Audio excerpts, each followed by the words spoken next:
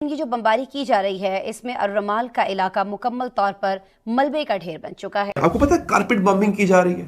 अमरीकी वजीर खारजा Antony Blinken ने आज इसराइली वजीर आजम से मुलाकात के दौरान इसराइल को अमरीका की हर तरह से हिमायत का यकीन दिलाते हुए कहा कि हम यहीं मौजूद हैं और कहीं नहीं जा रहे हैं। गजा में हॉस्पिटल्स भर गए, लेकिन जख्मियों को लाए जाने का सिलसिला है कि रुकने का नाम ही नहीं ले रहा, जिससे सूरत हाल इंतहाई खतरनाक हो चुकी है। नेटो ने भी बयान जारी किया है कि इसराइल अकेला नहीं है। इसके अलावा तकरीबन तमाम मगरबी ममालिक इसराइल और उसकी कार्रवाइयों के साथ खड़े हैं। गजा में अस्पताल लाशों और जख्मियों से भर चुके हैं। आलम ये कि पता लग रहा है कि पूरा वेस्ट बैंक और गाजा दोनों के दोनों अब की बार इजराइल अपने कब्जे में ले लेगा। बहुत से लोगों का कहना है कि इजराइल जो है वो बदला लेगा, छोड़ेगा नहीं।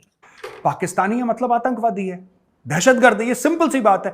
इसराइल कुछ करता था तो दुनिया उसके अगेंस्ट खड़ी भी होती थी। इंडिया मेरे ख्याल से 4 बार या 5 बार यूनाइटेड नेशन में इसराइल के खिलाफ वोट दिया इंडिया ने। इनके हीरो हैं, मैं तो कह रहा हूं कि जिन्ना की फोटो हटा के अपने नोट में ओसामा की फोटो लगा दें ये लोग। तो उस टाइम इंडिया खड़ा हुआ, उसने वोट दिया। आज इंडिया इसराइल के साथ खड़ा हुआ है। क्यों खड़ा हुआ है उस चीज को भी तो समझिए आप। देखिए 5000 रॉकेट किसने पहले छोड़े। और ये फिलिस्तीन ये कश्मीर ये करना भूल जा। दुनिया जानती है कि तुम लोग भिखारी हो, दुनिया ये जानती है कि तुम लोग आतंकवादी हो। तुम लोग 4 बार FATF की ग्रे लिस्ट में जा चुके हो। क्यों अपने आप को दोबारा फंसा रहे हो? क्यों फंसा रहे हो? आपने कहा कि हम फलस्तीन के साथ खड़े हैं। ये खड़े होने की सलाहियत रखते हैं?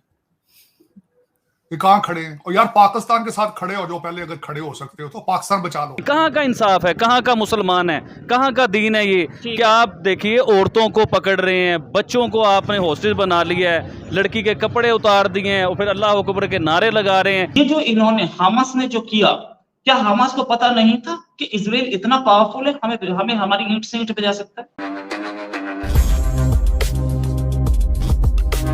मैं हमेशा इंसानियत की बात करता हूँ और मेरे जो कमेंट है, मेरी जो बातें हैं ना, उससे कई पाकिस्तानी नाराज़ हो सकते हैं, कोई मुस्लिम कंट्री जो हैं, मुस्लिम कम्युनिटी नाराज़ हो सकती हैं, क्योंकि मैंने सच की बात करनी। कहाँ का इंसाफ है, कहाँ का मुसलमान है, कहाँ का दीन है ये? क्या आप देखिए औरतों को पकड़ रहे हैं, बच्चों को आपने हॉस्टेज बना लिया है, लड़की के कपड़े उतार दिए हैं और फिर अल्लाह अकबर के नारे लगा रहे हैं। ये कौन सा इंसाफ है, ये कौन सा इस्लाम है? मुझे आप बताइए। अच्छा आबिद भाई, उसमें लॉजिक ये दिया जाता है, देखे बात इन्होंने बड़ी लॉजिकल की है, ऑथेंटिक बात की है, लेकिन यही बात अगर हम किसी मौलाना से करेंगे वो कहेंगे कि भाई उधर से भी तो इसराइल से भी बहुत जुल्म होता था, ये होता था, वो हमारे फलस्तीन की जो माएँ बहनें हैं उनके साथ। तो फिर अगर देखा जाए तो फिर फर्क क्या रह गया? पहले देखिए कोई प्रूफ कोई। मैं आपको बताता हूँ, इसराइल करता था जो आप बात कर रहे हैं ना, इससे ये जंग आज से थोड़ी चल रही है, ये 100 साल से जंग चल रही है। अगर उससे पीछे जाएं तो 1000 साल पुराना ये सिलसिला है, लेकिन 100 साल से जो सिलसिला चल रहा है ना, अब उसमें देखिए अगर इसराइल कुछ करता था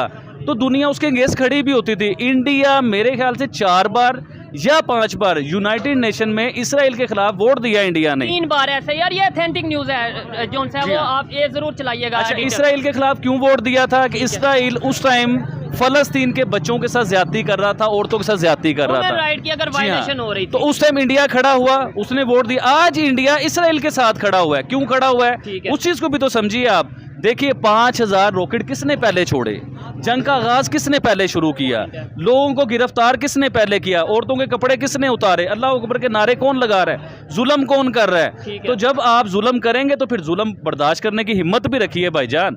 अगर मैं ऐसी बात करता हूँ तो मेरे पर फतवे लगते हैं, मौलवी मेरे पीछे पड़ जाएंगे। क्या हालात हैं दुनिया के, और इजराइल और हमास में जो झगड़ा चल रहा है वो लंबा जाता हुआ दिखाई दे रहा है। पाकिस्तान तो बार बार जो है वो फलस्तीन की तरफ या हमास की तरफ ही जो है वो कह रहे हैं कि जी हम उनके साथ खड़े, जो उनको जरूरत नहीं लेकिन फिर भी हम खड़े। लेकिन क्या सिचुएशन सर आप देख रहे हैं इस वक्त के, किस तरह से ये मामला जो है ये काबू में आएगा? बहुत से लोगों का कहना है कि इजराइल जो है वो बदला लेगा, छोड़ेगा नहीं। आरजू, 2 क्वेश्चन आपने एक तो आपने कहा कि हम फलस्तीन के साथ खड़े हैं। ये खड़े होने की सलाहियत रखते हैं? ये कहाँ खड़े हैं? और यार पाकिस्तान के साथ खड़े हो जो पहले, अगर खड़े हो सकते हो तो पाकिस्तान बचा लो। अब मैं दूसरा बताना चाहूंगा जो दुख वाली बात है, अफसोस वाली बात। आरजू, आपके पाकिस्तान का मुस्तकबिल जरा खुद आप प्रेडिक्ट कीजिएगा कि उर्दू में सारी ट्वीटें करके फलस्तीन को सपोर्ट कर रहे हैं, और यार दुनिया को उर्दू की समझ आती है? पहले तो ये बताओ, ये जाहिलो, ये पता है तुम्हें उर्दू आती? मुझे शाक है इस बात का, मुझे बहुत गालियां दे रहे हैं, ये खाम खा के देते हैं, मेरी सेहत पे कोई असर नहीं है। मैंने एक दो सिर्फ देखे, किसी ने बल्कि मुझे कहा ताड़ साहब आपको बड़ी गालियां दे रहे हैं, लेकिन सितम ज़रीफी ये है कि वो भी उर्दू में दे रहे हैं, इंग्लिश में गाली देनी भी नहीं आती। कुछ ऐसे बदतमीज हैं, इंग्लैंड से उन्होंने मैसेज किया है मुझे गालियों का, वो रहते इंग्लैंड में, वहां भी इंग्लिश नहीं आती उनको, कुछ तो मेरे इलाके के हैं। सर मुझे भी गालियां दे रहे हैं और उर्दू में, और पता नहीं कैसी कैसी गालियां दे रहे हैं, मुझे उनका मतलब भी नहीं आता कि क्या बोल रहे हैं। नहीं, मतलब की नहीं बात, मेरी समझ से ये बाहर है। और तुम ना खाने के लिए, तुम खुद 76 साल से दुनिया के खैरात पे टुकड़ों में पल रहे हो, पाकिस्तान बचाने की सलाहियत नहीं रखते हो। आज मैं ये बताना चाहूंगा उन लौंडे लपाड़ों को, ये सारा जो ड्रामा करते हैं सारा दिन, कभी फलस्तीन के पीछे, कभी इंडिया के पीछे, कभी हिंदुओं के पीछे, कभी सिखों के पीछे, और जिहाद इनके डीएनए में नहीं है। पठानों ने आके सदियां, इनको सालों से मारा उन्होंने। अफगानी टर्कश जो मुगल थे ना, वो आके इनको मार मार के मुसलमान करते रहे। वो आज उनके बारे में ये बताना चाहूंगा कि जब तालिबान काबुल में घुसे थे तो ये उस वक्त भी जश्न मनाते थे। इन्होंने इस्लामाबाद आपके तालिबान के झंडे लगा दिए थे। वो तो फिर उनका भला हो, आपके पठान भाइयों को उन्होंने जो थप्पड़ मारे हैं, घुस घुस के अब वो बम मारे हैं, इनको जरा शर्म नहीं है। ये है क्या? ये मैं हैरान हूं, मुझे जो मैसेज कर रहे हैं फलस्तीन के स्पेलिंग नहीं आते इनको। आरजू एक बंदा ट्विटर पे बैठा हो, बदतमीजी का तूफान है कि तुम गूगल कर लो यार, फलस्तीन के स्पेलिंग ही सीख लो। चलो मुझे गालियां, मुझे कोई फर्क नहीं पड़ता, मैं क्योंकि जो बंदा जो एक स्टैंड लेता है, मैं स्टैंड लेता हूं और उस पर खड़ा रहता हूं। मेरा जो बिलीफ है, मैं उम्र के उस हिस्से में हूं, मैं वो सुबह शाम चेंज करने वाला नहीं हूं। मैं जुल्म और टेररिज्म और गंद और करप्शन के खिलाफ बोलता रहूंगा सारी जिंदगी, और अमन और प्यार का पैगाम देता रहूंगा। यही मैंने सारी जिंदगी सीखा। हम गाजा में घुसने को तैयार है, यह कहना है इजरायली सेना के आधिकारिक प्रवक्ता का, जिनके मुताबिक 3 लाख से भी ज्यादा इजरायली सैनिकों ने गाजा को चारों तरफ से घेर रखा है।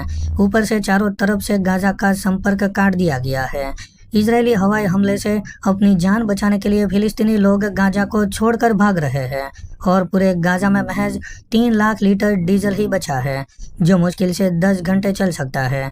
इसके बाद वहां अंधेरा छा जाएगा, और शायद इजरायली सेना को इसी का ही इंतजार है। वैसे भी पूरी गाजा पट्टी को इजरायली सेना ने जहन्नुम बना दिया है।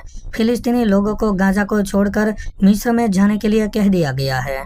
इजरायली हमलों के बाद गाजा में हजारों की संख्या में इमारतें नष्ट हो चुकी है। इजरायल का कहना है कि जब तक हमास के आतंकी हमारे बंधक बनाए हुए नागरिकों को रिहा नहीं करता, तब तक पानी, खाना और बिजली की सप्लाई इसी तरीके से गाजा में बंद रहेगी।